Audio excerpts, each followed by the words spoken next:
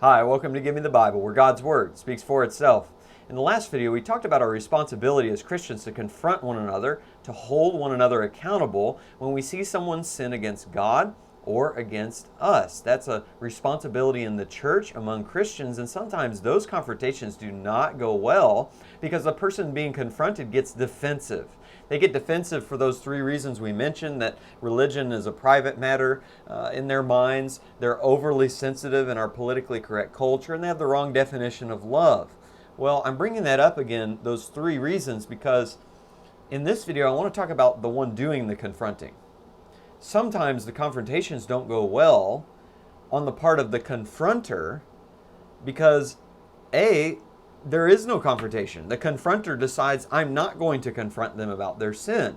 And I'm never going to do that. And that is a problem. And ironically, that happens for the same three reasons that we talked about earlier, that maybe I view religion as a private matter. So if I see a brother sin against God or against us, I say, well, that's their business. I don't really have any business talking to them about that.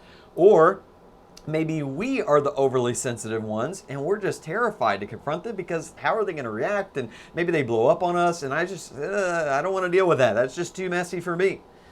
Or we have that false definition of love and we think, well, it's the loving thing to just let it go and I'll never ever say anything to anybody about their sin. And that's problematic.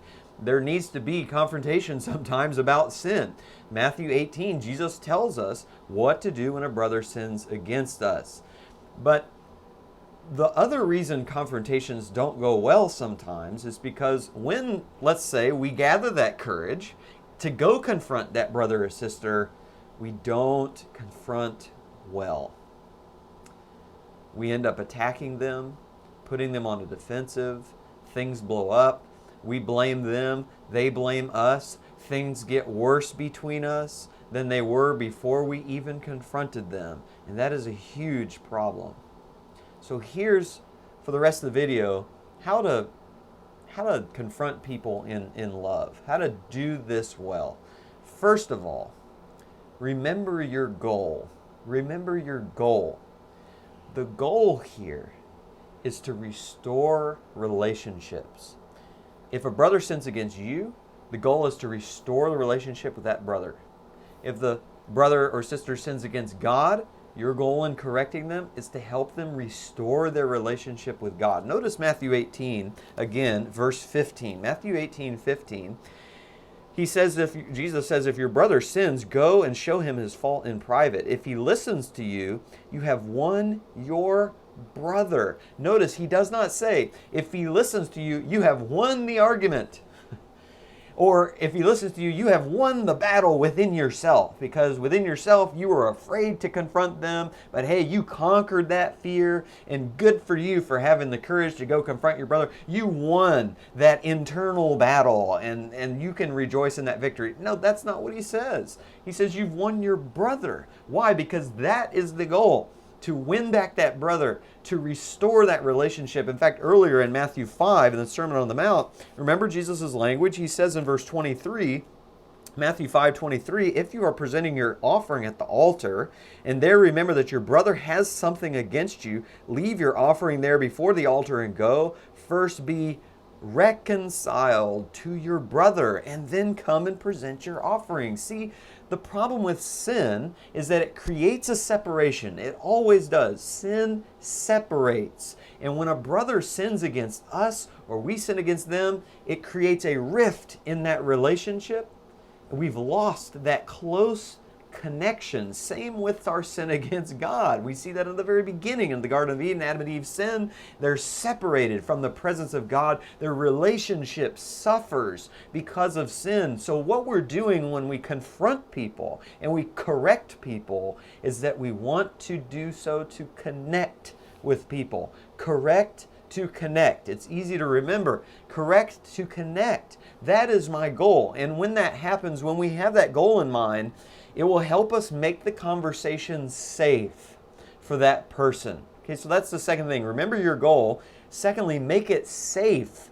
The way you make it safe is by telling the person what your goal is. You say something like, look, the reason I'm coming to you is because I love you. and our relationship has been suffering, and it just hurts me to be separated from you, and I just think something has come between us, and I wonder if I could talk to you about that. Do you see what you're doing now? Sometimes people come in to a confrontation and they say, well, you sinned. You did this. You hurt my feelings and you need to make it right. What are you going to do about it? Well, you're just attacking them. That's not a safe environment at all. That person feels like they're just being pummeled. And so what are they going to do naturally? They're going to go like this, okay? Not physically, but verbally. And they're going to say, well, you started it, and well, you did this, and that's why I did it. We can eliminate all that by knowing our goal is to connect with them and restore that relationship and making it safe. Thirdly, we want to be kind and respectful when we talk to them. And I don't think I need to go into great detail on that. That kind of goes along with making it safe. But just don't be rude or a jerk to the person.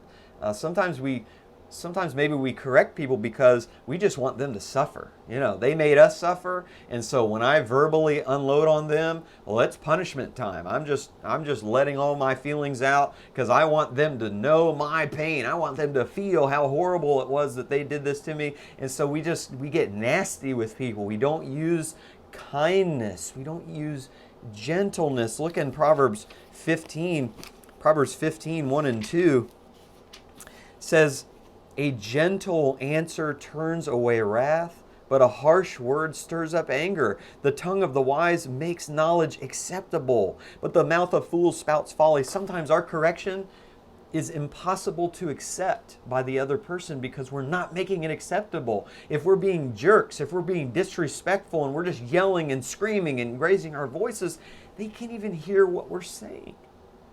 Our correction is not made acceptable until we are gentle and kind with that person. Fourthly, we want to use humility.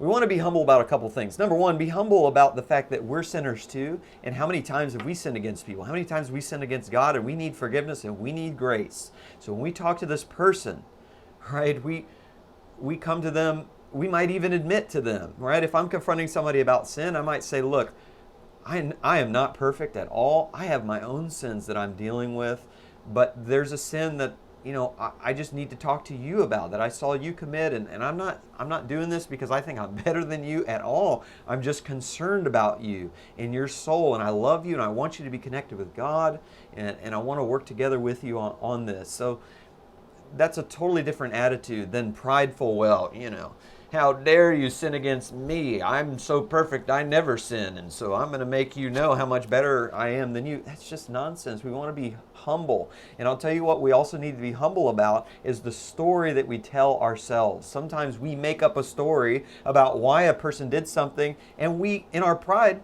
think we're right about this. We have to be right about the story we told. Instead, why not let them fill in the gaps on that?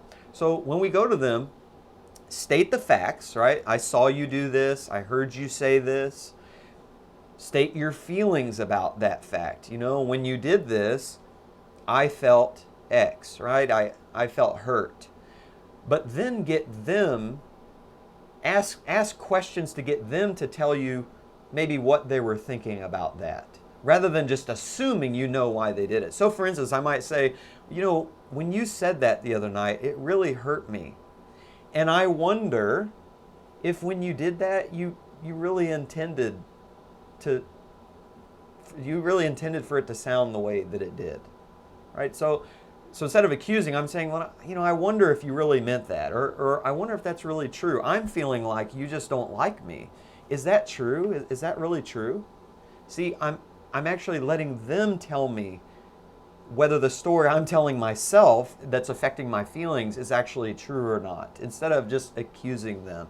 So that's where that humility comes in. And finally, work together toward a solution, right? Don't just confront someone in sin and say, well, that's it. You need to fix this, and I'll see you later. No, you want to let them know, I'm here to help fix this together. Let's work on a solution together. Maybe they sin against you, and you acknowledge your own sin and say, I appreciate what you're saying, and and I appreciate that you asked for my forgiveness, but I know there are things that I can do better too. So let's both do better. Let's just both commit in our relationship to do better with this. Or if they sin against God, maybe they're watching horrible rated R movies or something, and you say something like, "Look, I've been there. I used to watch those movies, and it just fills me with so much darkness, but here's what I found that can really help. There's a website called VidAngel. They've got movie filters. There's a ClearPlay DVD player. Here's a solution that can really help you still honor the Lord, but still enjoy good movies." So keep those 5 things in mind. It'll really help you. And let me end with a really good book recommendation to you. It's called Crucial Conversations, really a famous book, How to Talk when the stakes are high. Well, this is really more for the business world, but the principles apply in Christianity as well, in our confrontations with our brothers and sisters. Of course, you can find all the scriptures for that, many of which I reference in this video, because when are the stakes higher than when we're talking about souls? I sure hope that that is helpful, and that this will help you in your loving confrontations with brothers and sisters who commit sin against God or against you. If this was helpful, give it a thumbs up, share it with your friends. Lord willing, I'll see you next time.